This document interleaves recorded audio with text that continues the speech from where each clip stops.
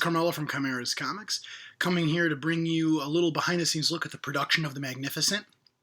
We wanted to share with you some of the tips and tricks and things we've learned over the years. Stephen and I, over the last 6 years, have basically taught ourselves how to make a comic book, soup to nuts.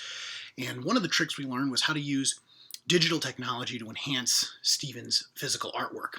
There are some effects that are only achievable through these digital means that are very difficult to replicate in pencil. One that I want to show you today is how we create a dramatic pause in a comic book. This is difficult when you want to create tension, as in a tense silence or a Mexican standoff from a spaghetti western. It's difficult to do that because you can't control how fast the reader goes through the artwork or the words. The only way to do that is to have multiple panels with an identical image. And it has to be identical, which is why it can't be hand-drawn, because there will always be discrepancies unless you're tracing or something. Digitally, we can copy an image from one panel to another. You see, a panel creates both a moment in space and a moment in time. Now, when you have an image from one panel to another, you've shown a shift in time and in space. But if you have two panels with an identical image, you've created a change in time, but no change in space. Let me give you an example. Here's an image from Invincible by Ryan Ottley, who's a very talented artist, and Invincible is one of our favorite superhero comic books, written by Robert Kirkman, creator of Walking Dead. As you can see, Ryan Ottley is poking a little fun at himself with this panel, if you can see the words.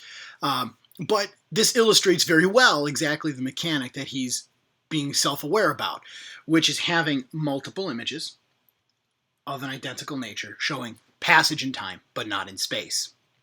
Now let me show you what I mean in the context of Magnificent. This is a scene where the antagonist, Maxwell Edison, is surrounded by Chicago SWAT officers. And with his electromagnetic powers, he makes short work of the officers. Now, we want to create this dramatic moment where Maxwell is holding an officer at gunpoint. With this sort of method, we want to be very judicious about when we use it because we don't want the reader to feel like they're being cheated out of artwork. So this was a moment we thought was very important because it shows how sadistic and dangerous Maxwell is, which sets him up as a good opponent for the hero because no one cares about a hero beating up a villain who's a loser. You want to see the villain fight a hero who's a real challenge for him. So Stephen draws these images out separately. We have the police officer here in panel 4 and Maxwell in panels 5 and 6 in different positions. So what we've done is we've copied the officer into the different panels to create this moment.